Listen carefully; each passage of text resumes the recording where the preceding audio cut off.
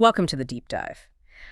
We're jumping straight in today because our mission for you is to unpack a truly thrilling narrative sourced from a classic piece of literature, The Secret of Chimneys. Yeah, it is an absolute cornerstone of the genre. Right.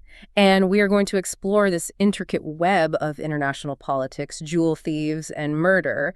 But more importantly, we're extracting the brilliant narrative mechanics and the character dynamics at play here. Because it's a masterclass in suspense, really. It's a puzzle box. Exactly. It's built entirely on secret identities and hidden treasures. So, let's begin the narrative far from the damp, aristocratic drawing rooms of England. Set the scene for us. Picture the sweltering, unforgiving heat of Bulawayo, Africa. It's the early 1920s, the sun is just beating down on a dusty street, and we meet our protagonist, Anthony Cade. And Anthony is not your typical high society detective. No, not at all. He's a tall, lean, suntanned adventurer, and right now he's enduring the highly unglamorous job of herding a group of complaining tourists. Which he hates. He hates it. He is fundamentally bored out of his mind. But then, enter an old acquaintance from his wilder days, Jimmy McGrath. The prospector. Yeah, Jimmy is a rough-and-tumble guy, perpetually chasing rumors of gold in the interior. And he arrives with a proposition. He hands Anthony a dual mission. A deadly errand, as it turns out. Oh, completely. It's a seemingly simple errand that drags him straight into the crosshairs of a massive geopolitical crisis in London. So first, Jimmy has somehow acquired the memoirs of the recently deceased Count Stylptitch. Now, for context, Stylptitch was a masterful statesman. Right, the geopolitical puppet master of a highly volatile Balkan state called Herzoslovakia. And we should pause here to note, the source material deals heavily with the political factions in Herzoslovakia, the Royalists and the Republicans. Yes, and as always, we are just looking at the source material. We are not taking any political sides here, just reporting the narrative as it's written. Exactly. The text just uses this tension to drive the plot. Right. So if these memoirs are delivered to a specific London publisher by October 13th, there's a staggering reward of £1,000. Which is a fortune back then. A massive fortune. Jimmy wants to go hunt for gold, so he offers Anthony a cut to make the delivery. But there's a second part to the mission, and it's a matter of chivalry. The blackmail letters. Yes. Jimmy hands over a bundle of blackmail letters. They were given to him by a dying man in the bush, and they are signed by an Englishwoman named Virginia Revell. Some moving in very high society circles. Very high. She's currently at a stately home called Chimneys, and Jimmy wants Anthony to personally deliver these letters back to her to free her from the threat of exposure. So Anthony takes the deal. He does. He sails to London, but the violence, it finds him almost immediately. On his very first night in his London hotel room, the atmosphere just shifts. He notices a waiter acting strangely. His eyes darting toward the manuscript. Exactly, reflected in a mirror. Later that night, Anthony wakes up in the pitch black, and he finds that same waiter, an Italian named Giuseppe, standing over him with a knife. Just incredibly tense. A brutal, desperate struggle ensues right there in the dark. Giuseppe manages to escape out the window, and when Anthony checks his luggage, the memoirs are safe under his pillow. But the letters are gone. The blackmail letters are gone. Meanwhile, across London, we meet Virginia Revell. She is a charming, quick-witted widow. Giuseppe, the bruised thief, shows up at her door attempting to extort her with the stolen letters. And this is where the character psychology gets fascinating. It really does, because instead of fainting or pleading, Virginia is, she's completely unfazed. She finds the whole extortion attempts somewhat amusing and just tells him to come back the next day. Which completely subverts the expectations of a 1920s female character. Absolutely. But the suspense truly spikes the following afternoon. Virginia arrives home, finds her servants have been mysteriously lured away by a fake telegram, and she walks into her quiet study. And Giuseppe's there. Sitting in her chair, Yeah. shot dead. Boom. The inciting incident explodes. Right. And moments later, Anthony Cade casually rings her doorbell, having tracked Giuseppe to her address. He walks in, a complete stranger, sees the corpse, looks at Virginia, and immediately deduces she had absolutely nothing to do with it. And his reaction is wild. It's audacious. He concocts this plan to hide the body in a heavy travel trunk and send it to the luggage room at Paddington Station. Also, she can go to a party. Exactly. So Virginia can avoid a scandal and casually catch her train to attend a high-stakes political house party at Chimneys. Okay, so to understand why this breathtaking sequence of events actually works and why it doesn't just read like Pulp Fiction absurdity, We have to deeply analyze the character psychology the author is establishing here. Right. The narrative explicitly subverts the rigid, conventional tropes of the 1920s mystery genre right from the start. Look at Virginia's reaction to the blackmail attempt, and subsequently to finding a bleeding corpse in her study. She doesn't panic at all. No, it tells you everything you need to know about her internal architecture. She is not the fragile, hysterical victim archetype that populated so much post-war literature. When Giuseppe first presents those damning letters, she views the blackmail as an amusing novelty. Like a break from the suffocating monotony of her high society life. Exactly. This demonstrates a fiercely independent intellect and an inherent resilience. And Anthony, upon stepping into her house and seeing the dead body, performs an instantaneous psychological profile. He just reads her immediately. He knows instinctively that a woman with her nerve, her poise, and her sharp sense of irony would fight a blackmailer tooth and nail. She would never fold and write the terrified, pleading letters that Giuseppe possessed. So that's why he believes her. That is exactly why he believes she is innocent of the murder, and more importantly, innocent of ever writing those letters in the first place. He recognizes a kindred spirit. He sees an adventurer trapped in the body of an aristocratic widow. Which is why he's willing to move a dead body for her. Yes. His willingness to move a dead body for a stranger isn't just plot convenience. It establishes him as a protagonist who operates entirely outside the rigid middle-class morality of the era. Right, but to understand why this Italian blackmailer was murdered in a London study in the first place, we have to look at the MacGuffin driving this entire narrative. Count Stylptitch's memoirs. Exactly. Why is an entire shadow world of thieves and assassins so desperate to intercept a manuscript? We have to connect this to the volatile macro-politics of Herzoslovakia. While it is a fictional republic, the author is brilliantly mirroring the real-world powder keg of Eastern Europe and the Balkans that had just triggered the First World War a few years prior. It feels very grounded in that reality. Very much so. Herzoslovakia recently underwent a bloody revolution. The populace murdered their monarch, King Nicholas, and his highly controversial wife, Queen Varaga. And her backstory is wild, right? Yes. The history provided is that Varaga was not of royal blood. She was a Parisian music hall actress with whom the king became completely obsessed. Her elevation to the throne infuriated the traditionalists and the peasantry alike. Which led directly to the assassination. Exactly, leading to the establishment of a volatile republic. Count Stylptitch, the man who wrote these memoirs, was the prime minister during all of this chaos. He was the grand old man of the Balkans, a master of intrigue who pulled the strings of international diplomacy for decades. So his memoirs are a ticking time bomb. Absolutely. Now that he's dead, his memoirs threaten to expose the deepest, darkest secrets of both the royalist factions and the Republican revolutionaries. But there's an even larger geopolitical economic factor at play here, which really grounds the story. The oil. The oil. Rumors are swirling that massive oil reserves have been discovered in Herzoslovakia. Suddenly, this small, unstable nation is the center of international financial interest. And a British syndicate wants in. Desperately. They want those oil concessions, but they need a stable government in Herzoslovakia to sign a binding treaty. The covert British political plan is to orchestrate a restoration of the Herzoslovakian monarchy, specifically by placing the next legitimate heir, Prince Michael, on the throne. Ah, so Stylptitch's memoirs could ruin that. Almost certainly. They contain explosive secrets that could derail this entire geopolitical maneuver, alienate the populace, and destroy the oil deal. These are the massive, macro-level stakes that our protagonist, Anthony Cade, has unwittingly walked into. He thought he was doing a simple errand. Right, but he has stepped into a mechanism of global statecraft. The scale of that is just incredible. We move from a dusty street in Africa to a dead body in a London study, and suddenly we are talking about the fate of national economies and foreign oil concessions. It escalates so quickly. And all these massive geopolitical machinations are converging on a single, thoroughly English location. Chimneys. Right, the stately home. Let's vividly paint the backdrop of this place for you. Chimneys is one of those massive, historic, suffocatingly grand country estates. It is the kind of place where kings and queens historically go for weekends. Where the dark, quiet history of the British Empire is decided over cigars in the library. Exactly. But its current owner is Lord Caterham, and he is the exact opposite of a political mastermind. Caterham is a reluctant, easily bored, slightly shabby aristocrat who absolutely despises politics and responsibility. He just wants to read his rare book catalogs. And be left entirely alone. But his peace is constantly shattered by the Honorable George Lomax.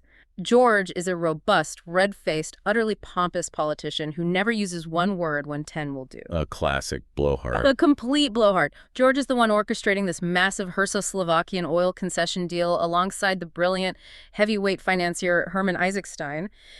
And George has effectively bullied Lord Caterham into hosting this secret political summit at Chimneys under the innocuous guise of a weekend shooting party. It's the perfect cover. We also have a few other key players navigating the grand halls of the estate.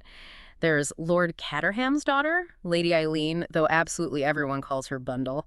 She's a great character. She is. She's sharp-tongued, fiercely modern, drives cars way too fast, and misses absolutely nothing. And then there's Bill Eversley, a massive, amiable young man who works as a secretary for George Lomax. He seems a bit dim-witted. A bit, yeah. But he's fiercely loyal, especially to Virginia Revell, whom he invited to the party and is just hopelessly in love with. So, that is our powder keg. The historic house, the irritated aristocrat, the scheming politicians, and the oil financier. And then the match is struck. Yes. Let's look at the crime itself. On the night of Thursday the 13th, the house party is asleep. The great estate is silent. But Anthony Cade is outside in the dark. Because of the note. Right. He had kept the scrap of paper he tore from the blackmailer Giuseppe during their brutal hotel fight. It simply said, Chimneys, 11.45 Thursday. So Anthony has driven down from London, scaled the massive stone wall of the estate, and is standing quietly on the terrace at exactly 11:45 p.m. Such a tense image. As he stands there in the absolute quiet, he hears a distinct, sharp sound from inside the house, the unmistakable crack of a pistol shot. He just freezes. He waits, tense, listening. But there is total silence. A few moments later, he sees a light flicker on in one of the upstairs windows and then go out.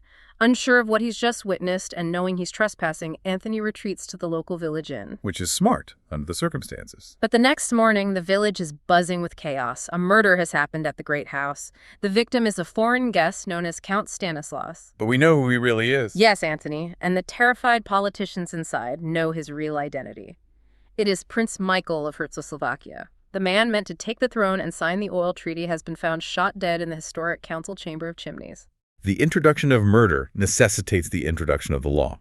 And here the author gives us one of the most fascinating character studies in her entire canon. Superintendent Battle. Superintendent Battle of Scotland Yard. Battle is the absolute antithesis of the flamboyant, eccentric private detectives that usually dominate Golden Age fiction. No magnifying glass or ridiculous mustache. Exactly. He is described as the stolid, squarely built man with a face so devoid of expression it is almost remarkable. He's wooden, he's unhurried, and he intentionally gives the impression of being perhaps a bit slow and unimaginative. But he's not. Not at all. Beneath that utterly placid, bureaucratic exterior is a brilliant, relentlessly observant mind. He's the embodiment of the competent British state. He doesn't jump to wild theatrical conclusions. He simply gathers facts, applies intense psychological pressure through his sheer immobility, and waits for people to make mistakes. And he immediately zeroes in on Anthony. Right. When Battle discovers that Anthony Cade, a complete stranger, arrived at the village inn late at night with muddy boots that perfectly matched the footprints found outside the window of the murder room, well, Anthony becomes the obvious prime suspect. The local police are ready to arrest him on the spot. It looks really bad for him. But here we see Anthony's brilliant, counterintuitive strategy. When confronted by the immovable Superintendent Battle and the panicked politicians, Anthony decides to tell the truth, or at least the most dangerous parts of the truth. Which is a huge risk. Huge. He openly admits to the fight in the hotel. He admits to possessing the stolen letters. He admits to having the scrap of paper that led him to trespass at Chimneys at midnight. And he even admits to standing on the terrace and hearing the fatal shot. Why does Battle believe him? That sounds like a crazy confession. That requires deep analysis, because Battle believes Anthony precisely because of the superintendent's profound understanding of class dynamics and human psychology. Battle makes an incredibly astute sociological observation. He notes that tramps and aristocrats act very similarly. Oh, that's fascinating. They both operate fearlessly, they both act occasionally foolishly, and they do exactly what comes into their heads without caring for a single second what the middle-class neighbors will think. Battle recognizes that Anthony's reckless, audacious behavior is the truth because a guilty man, a calculating murderer, would have concocted a much safer, more conventional, ironclad alibi. He wouldn't just admit to trespassing at the time of the murder. Exactly. Furthermore, if we connect this localized murder back to the broader geopolitical context we discussed, Prince Michael's death is an absolute catastrophe. The massive oil deal with Hermann Isaacstein is entirely contingent on Prince Michael initiating the royalist restoration. So his death ruins everything. His death means there is no king to put on the throne. Without a monarch, the treaty cannot be ratified. The oil concessions will evaporate, throwing international finance and British foreign policy into absolute chaos. The stakes have escalated from a localized blackmail plot and a missing manuscript to a crisis that could destabilize the European economy. The pressure inside that house must be absolutely suffocating. The police are guarding the grounds, the politicians are panicking about the geopolitical fallout, but the mystery itself is far from over. It's just heating up. Which brings us to a brilliantly tense midnight scuffle that shifts the entire direction of the narrative. Maintain that atmosphere of creeping tension for a second. It is the dead of night following the murder. The house is supposed to be on strict lockdown. But not everyone is asleep. Right. Virginia Revel and young Bill Eversley are awake. They are sitting in the dark when they hear strange, rhythmic noises coming from the very room where the prince was murdered just 24 hours prior, the council chamber. So creepy. They creep down the grand staircase, Bill armed with a heavy iron poker, Virginia right behind him. They peer through the keyhole and see the erratic flash of an electric torch. They burst into the room. It is pitch black. And Bill just goes for it. Bill lunges in the dark, grappling violently with an unseen intruder. But the intruder was busy doing something completely bizarre. He was systematically dismantling a priceless historic suit of armor and tapping on the heavy oak wall panels of the room. Looking for something. Yes. They crash into the armor, bringing it down with a deafening clatter that wakes the entire estate. The intruder is incredibly strong and agile. He manages to break Bill's grip and escapes out the French windows into the cold night. And then comes the suspicious arrival. Yes. As the rest of the household comes running down the stairs in their dressing gowns and pajamas, terrified by the noise, one guest appears at the top of the stairs completely and immaculately dressed, Mr. Hiram Fish. The American. He's an American who is invited to this exclusive political party simply because he supposedly loves rare books and Lord Caterham's library. Why on earth is this American fully dressed in a three-piece suit in the middle of the night just seconds after an intruder escapes? It immediately casts a massive shadow of suspicion over him. It really does. And it serves as a masterful piece of narrative misdirection. The author is constantly shifting our focus, making us look at the wrong shadows. But the narrative suddenly expands exponentially the next morning with the arrival of a new player. Monsieur Lemoyne. Monsieur Lemoyne, a highly respected detective from the French Sûreté. Lemoyne brings the historical backstory that suddenly connects all the disparate, seemingly unrelated threads of the plot. The blackmail, the memoirs, the intruder tapping on the walls. It all comes together. He explains that years ago, before she was assassinated in the Revolution, the controversial Queen Viraga of Herzoslovakia was in possession of the legendary Koh-i-Noor diamond, or a diamond of equally fabulous, incalculable value. And she brought it to England. During a secret visit to England years prior, fearing for her life and her wealth, she hid this spectacular jewel somewhere inside the sprawling architecture of Chimneys. So that's what everyone is looking for. Yes. Furthermore, Lemoyne introduces the specter of King Victor. King Victor is a legendary international master jewel thief. He's the classic phantom thief archetype, heavily inspired by characters like Arsène Lupin. The gentleman thief. Exactly. He's a master of disguise, a ghost who speaks 5 languages fluently and leaves no physical evidence. He was operating in Paris around the exact time the Queen hid the jewel, and the Sûreté has just learned that he has been released from a French prison. So Lemoyne thinks he's there. Lemoyne believes King Victor is currently operating in England and is very likely inside the house right now, hunting for the hidden diamond. This brings us to the brilliant mechanics of the coded clue. The clue left by the dead prime minister. Yes, Count Stylptitch. He was staying in Chimneys at the same time the Queen hid the jewel. He was a man who noticed everything, and he somehow discovered the diamond's location. Inside a secret passage, located behind a heavy Holbein portrait in the council chamber, Superintendent Battle uncovers a bizarre cache left behind by the late Count. It's such a weird collection of items. It contains a card of cheap pearl buttons, a square of coarse knitting, and a piece of paper with a row of capital E's. It seems like the incoherent joke of a madman. Right. How do you even start to decipher that? This raises an important analytical question. How does the author construct a puzzle that is fair to the reader but requires lateral thinking to solve? Here we experience the aha moment. Anthony Cade looks at the items and breaks the code by looking at the linguistic concept rather than the physical objects. The concept behind them. The capital E's, the knitting, the buttons, what do they all represent? They all represent the concept of rose, R-O-W-S. But phonetically, the word stands for rose. Oh, that is so clever. Count Stylptitch was pointing to the famous rose garden on the estate grounds, specifically to a rare variety of red rose called the Richmond rose. However, the Count, exercising his famously twisted Machiavellian sense of humor from beyond the grave, deliberately set a psychological trap. He knew King Victor would try to solve it. He banked on the thief's specific intellectual arrogance.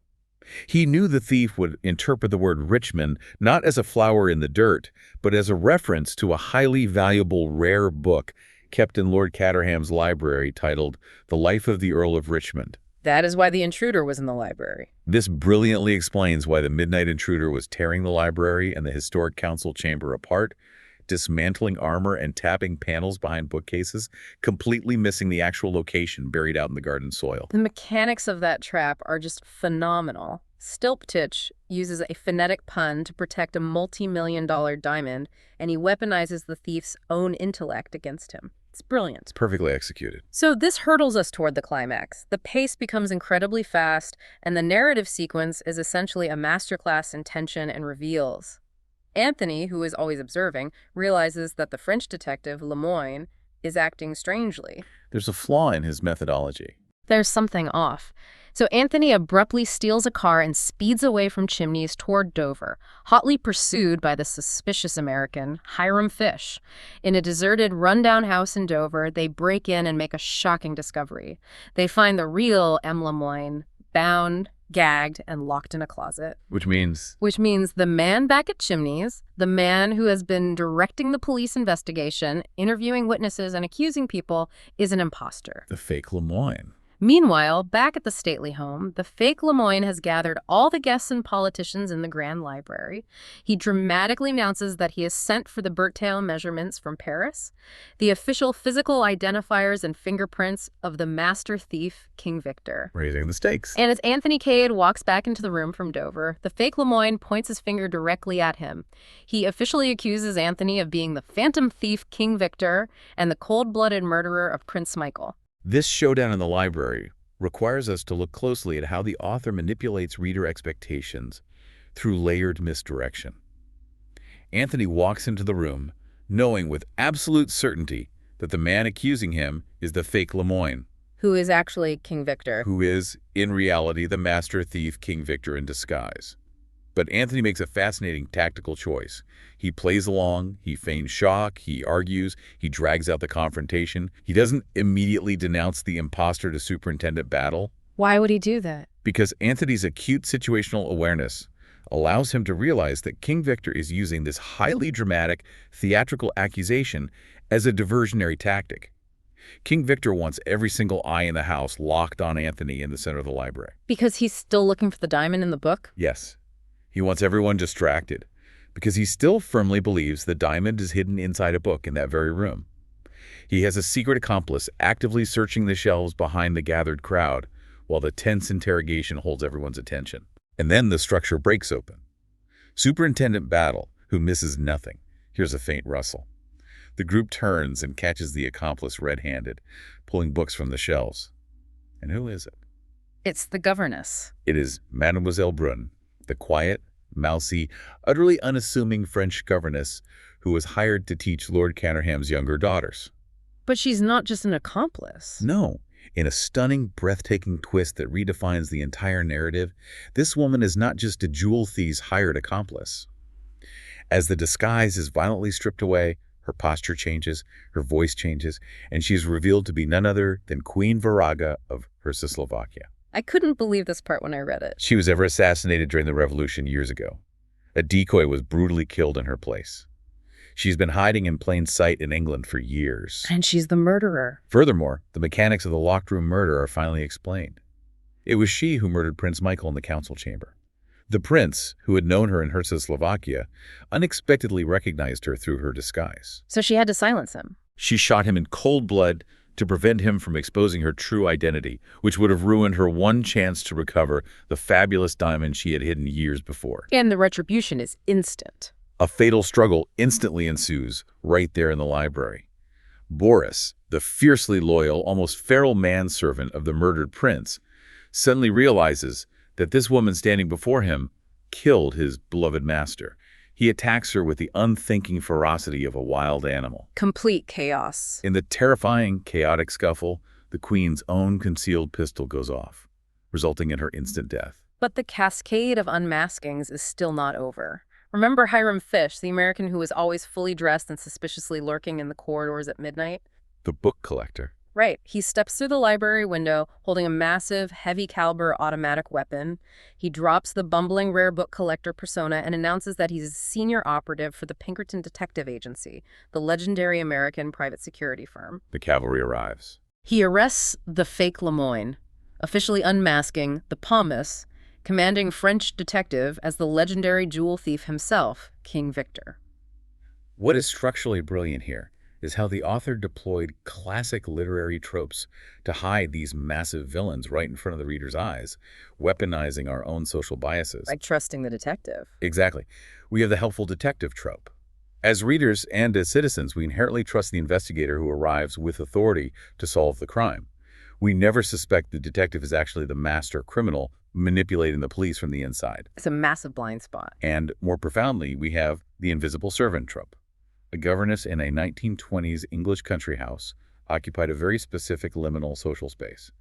She was neither family nor strictly working-class staff. She was just there. She was essentially part of the furniture, structurally required to be unseen and unheard. She is ignored by the wealthy guests, blending perfectly into the wallpaper, which made her the ultimate, impenetrable undercover disguise for a presumed dead queen orchestrating a murder. The author uses the rigid British class system as a cloaking device. It is an incredible sequence of reveals. Every time you think you have a solid handle on the reality of the story, the rug gets violently pulled out from under you. But we still have one massive, unresolved problem left. The geopolitics. Right. With the villains caught, the diamonds secured, and the murders solved, the British politicians are still sitting in the drawing room tearing their hair out. The oil deal is completely dead in the water. They desperately need a Herzoslovakian prince to sign the treaty and legitimize the government, and Prince Michael is lying dead upstairs. And here, in the final pages, is the ultimate twist. Anthony Cade, our penniless, cynical adventurer who has been fighting in the dark and dodging police all week, steps forward. He walks up to the immensely powerful, intimidating financier Herman Isaacstein. And Anthony casually reveals his true identity. He's not Anthony Cade. He is Prince Nicholas Obelovich, the missing, long-lost heir to the throne of Herzoslovakia, who was rumored to have been killed in Africa years ago. He is the new king. It is a supremely satisfying narrative wrap-up, and it forces us to retroactively analyze the culmination of his entire character arc. Suddenly, every single action we have watched Anthony take makes perfect logical sense. Because he's been acting like a royal in hiding. Yes. His adventurous spirit, his devastating physical capability in a knife fight, his absolute ease and lack of intimidation among pompous politicians and arrogant aristocrats, and his incredibly quick strategic wit. These were not just the entertaining traits of a wandering vagabond. They were survival traits. They were the highly honed survival mechanisms of a royal who had been raised to navigate a perpetually dangerous, constantly shifting political landscape. He played the part of the carefree adventurer because it was the most perfect, impenetrable camouflage available to him. It recontextualizes the whole book. And finally, we must discuss the romantic resolution between Anthony and Virginia Revel. This completely subverts the standard, traditional romance trope of the era where the strong hero saves the helpless damsel. Because she definitely didn't need saving. No. This is framed as a true partnership of equals. Virginia doesn't just agree to marry a handsome man. She actively agrees to co-rule a volatile, incredibly dangerous nation that has a history of assassinating its monarchs. Which makes perfect sense for her. And this fits her psychological profile perfectly. Remember how she reacted to the dead blackmailer in her study on page 1? With cool nerve, resilience, and amusement. She possesses the bravery, the resourcefulness, and the sharp political acumen required to be a queen in a country where assassins lurk in the shadows. It's a perfect match. If we connect this intricate narrative back to you, the listener, what is the ultimate enduring takeaway? What can you apply from this deep dive into narrative mechanics? It's about perception, isn't it? It is the profound, somewhat unsettling idea that people are rarely exactly what the world labels them to be. True observation, the kind of relentless, unbiased observation practiced by Superintendent Battle, requires looking past the labels, the uniforms, and the roles society assigns to people. Because the labels lie. We see a quiet governess, a commanding visiting detective, an idle rich widow, a bumbling American tourist, and a penniless tramp. But Battle, and the narrative itself, teaches us to look past the social uniform and rigorously examine the actual psychological motives and the concrete actions of the individual. When you stop assuming you know who someone is based purely on their job title or their social class, you start seeing the real, complex story playing out around you. That is a phenomenal takeaway. Look past the label. Look at the action. The world is full of invisible actors. Before we wrap up, I want to leave you with a final provocative thought to mull over, building on everything we've just unpacked. Go for it. Think about Count Stylptitch for a second. The man died long before the story even started. He never appears alive in the text, yet he orchestrated the entire sprawling plot from the grave. It's true. Through his written memoirs, his hidden phonetic codes, and his brilliantly humorous, almost cruel psychological traps, he controlled kings, queens, politicians, and master thieves from beyond the veil. He was the ultimate puppet master. So ask yourself, how much of our own lives and the seemingly random events we navigate every single day are actually the long-tail consequences of decisions made by people who are no longer here? It makes you wonder who actually set the board you're currently playing on. It is a very compelling, slightly chilling thought to leave on. The architecture of the past constantly shapes our present. Absolutely. Well, thank you so much for joining us on this deep dive. Keep your eyes open, question your assumptions, and remember, you never know when a simple scrap of paper might lead you to a diamond. Take care.